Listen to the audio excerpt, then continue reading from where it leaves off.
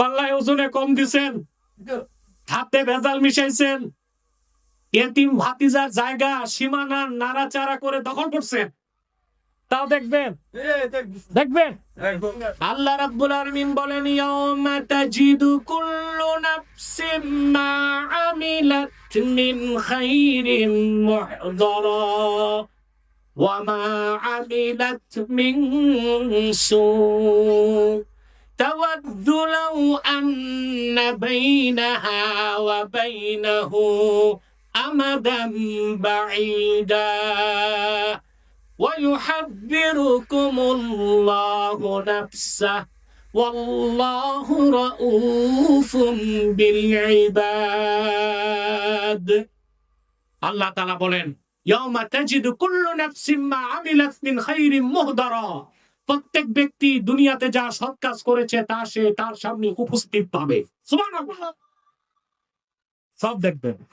ফামা আমিলাত মিন সু, আর সে যে গুনার কাজ করছে, চুরি করছে এটা দেখবে, জেনা করছে এটা দেখবে, ফাইল টাকা ঘুষ খাইছে এটাও দেখবে, পাল্লায় ওজনে কম দিছে এটাও দেখবে, নামাজ তরক করছে এটাও দেখবে, রোজা রাখে নাই এটাও দেখবে, মাকড়ি সরদারি করতে যে দোনো পক্ষ থেকে আকিস বিড়ির প্যাকেট দিছে, এগুলো আছে নাকি? কম কম কম, এগুলা এই এলাকায় কম নাকি? সব দেখবে। উপায় থাকবে?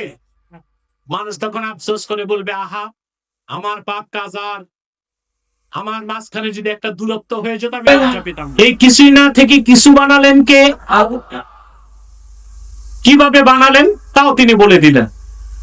وَلَقَدْ خَلَقْنَا الْإِنسَانَ مِنْ سُلَالَةٍ مِنْ طِينٍ ثم جعلناه نطفة في قرار مكين ثم خلقنا النطفة علقة فخلقنا العلقة مضغة فخلقنا المضغة عظاما فكسونا العظام لحما।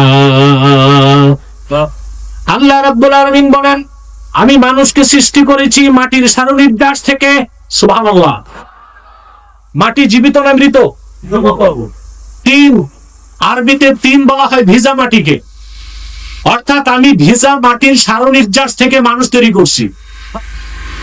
যে মানুষটার কোন অস্তিত্ব ছিল না, এক ফোঁটা বীর্যের আকারে আমি তার মায়ের সুরক্ষিত রেহেমে তাকে স্থান দিছি। সুবহানাল্লাহ কইবেন না? আপনি ছিলেন কিছুই না, কিছুই না থেকে হইলেন এক ফোঁটা পানি। জীবিত না মৃত?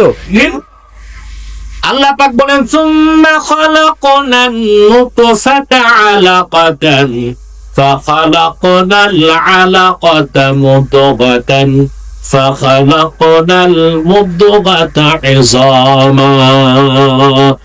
অতঃপর সেই এক ফোঁটা পানিকে আমি আল্লাহ রাব্বুল আলামিন রক্তপিণ্ডে পরিণত করলাম, আবার নির্ধারিত সময় পরে রক্তপিণ্ডকে গোশতপিণ্ড বানালাম, আবার গোশতপিণ্ডের ভিতরে হাড় হাড্ডি দিলাম, ফাকাসাউনাল ইযামা লাহমা, হাড় হাড্ডির উপর আমি আল্লাহ মোলায়েম কোমল সুন্দর গোশতের পোশাক লাগাই দিলাম। রূহ দিলেন, আমরা হয়ে গেলাম জিন্দা। ছিলাম কি? জেনে বলতে হবে, হইলাম কি? সুবহানাল্লাহ। একবার খেয়াল করছেন আল্লাহ আপনাকে বানাইছেন কোথায়? কতগুলো পর্দার ভিতরে অন্ধকার কারখানা। সুবহানাল্লাহ। দুনিয়াতে কোন ফ্যাক্টরি কারখানা আলো বাতাস ছাড়া চলে? আমাদের বেশি বিদ্যুৎ যায় গার্মেন্টস, টেক্সটাইল আর ফ্যাব্রিক্সে। কোথায় সবচেয়ে বেশি লাগে? নিটিং, গার্মেন্টস, ওখানে কারেন্ট বেশি লাগে। কত আলো, কত বাতাস, কত মেশিন, সায়েন্টিফিক ইনস্ট্রুমেন্ট এবং tools. Chairman, MD, quality maintain manager, HR, কোনো অভাব নাই। নিখুঁত ভাবে তৈরি করলো, প্রোডাকশন দেখা গেল টি-শার্ট ছিদ্র আছে, খুঁত আছে। এই খুঁতযুক্ত টি-শার্ট ইউরোপ যাবে? আমেরিকা যাবে? এটা ডিসকোয়ালিফাইড। এইটার জায়গা হবে গুলিস্তান হকার মার্কেট। গরিব বাঙালির কপালে চুটবে। এত আলো, এত বাতাস, এত অ্যারেঞ্জমেন্ট, এত ম্যানেজমেন্টের পরও খুব বের হয়। কিন্তু আপনি চিন্তা করেছেন চামড়ার 3টা স্তর, তারপর গোশত, তারপর রক্ত, তারপর মায়ের রেহেম, তারপর তার ভিতরে নরম পর্দা, 7টা পর্দার ভিতরে আল্লাহ তাআলা আপনাকে জিন্দা করেছেন, তৈরি করেছেন। 9 মাস 10 মাস পর দুনিয়া আসার পরে দেখলেন কোনো খুঁত নাই, কোনো ভুল নাই, কোনো সংলগ্নতা নাই। কে বানান? সুবহানাল্লাহ। মানুষ এত নিখুঁত ভাবে কেন হয়? মায়ের পেটে কিভাবে নিখুঁত ভাবে মানুষটা হলো, বিজ্ঞানের কাছে এটার জবাব নাই, কিন্তু আল্লাহর কোরআনের কাছে জবাব আছে, রাসূলুল্লাহর হাদিসে জবাব আছে। সুবহানাল্লাহ বল। আমাদেরও জানতে মন চায় মায়ের পেটের অন্ধকার কারখানায় এত সুন্দর মানুষটা হয় কেমন করে? কথা বলেন। আঙ্গুল 20টা, নাকের জায়গায় নাক, চোখের জায়গায় চোখ, কানের জায়গায় কান, মাথার জায়গায় কোনো খুঁত নাই, অসংলগ্নতা নাই, ভারসাম্যহীনতা নাই, অসামঞ্জস্যতা নাই। সুবহানাল্লাহ। নিখুঁত প্রোডাকশন হইলো কেমনে? প্রশ্ন জাগে। বিজ্ঞানের কাছে জবাব আছে, কোরআন হাদিসে আছে। আমি বলবো মুজাল তাবারানির হাদিস, ভিন্ন শব্দে হাদিসটি বুখারী শরীফেও আছে। আল্লাহর হাবিব ইরশাদ করেছেন, পৃথিবীতে পিতার বীর্যের প্রথম ফোঁটাটা মায়ের পেটে ঢুকার সঙ্গে সঙ্গে আল্লাহর পক্ষ থেকে মায়ের পেটে একজন ফেরেশতা আল্লাহ তাআলা পাঠায় দেন। ওই ফেরেশতা হচ্ছে কারিগর। ওই ফেরেশতা কি? তার কাজ হচ্ছে আল্লাহর হুকুমে মানুষের দেহটাকে গঠন করা, সাজানো। বলেন সুবহানাল্লাহ। ফেরেশতা আল্লাহকে জিজ্ঞেস করে, মাবুদ, মানুষটার অস্তিত্বে এক ফোঁটা বীর্য, ফোঁটা এটা রাখবো না বের করে দিব? আল্লাহ বলেন রাখো। 40 দিন পর জিজ্ঞেস করে, এটা কি? রক্তপিণ্ড হবে? আল্লাহ বলেন হবে। আল্লাহ রাখবো না বের করে দিব? রাখো। তারপর গোশতপিণ্ড, হাড় হাড্ডি সব হয়ে যান। ফেরেশতা জিজ্ঞেস করে, মুখাল্লাকাতুন আম গায়রু মুখাল্লাকা? এটা কি পূর্ণ মানুষের সুরত নিয়ে দুনিয়ায় ভালো মতো যাবে, না মায়ের পেট থেকে পৃথিবীতে আসার আগে রক্ত ভেঙে ধ্বংস হয়ে যাবে? এটা হয় না? বাংলায় বলে অকাল গর্ভপাত, আমরা বলতে পারি ইনকমপ্লিট অ্যাবর্শন।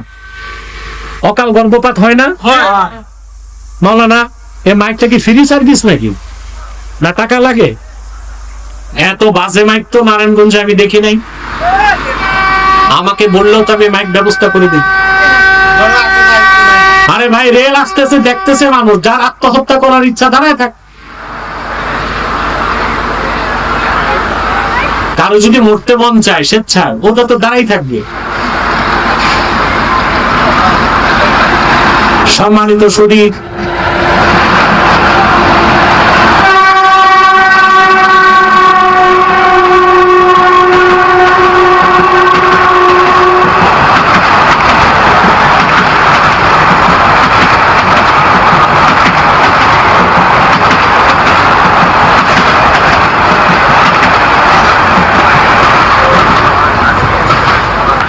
সম্মানিত শুধু ফেরেশতা চলে যায় মায়ের পেটে। ফেরেশতা জিজ্ঞেস করে, মুখাল্লাকা আম গায়ব মুখাল্লাকা? আল্লাহ, এটা কি পুরা মানুষের সুরতে দুনিয়া যাবে, না আগে ভেঙে দিব? সুবহানাল্লাহ। একবার যদি রক্ত ভাঙ্গা শুরু হয়, দুনিয়ার সব কবিরাজ, ডাক্তার, বিজ্ঞানী মিলেও ঠেকাতে পারবে?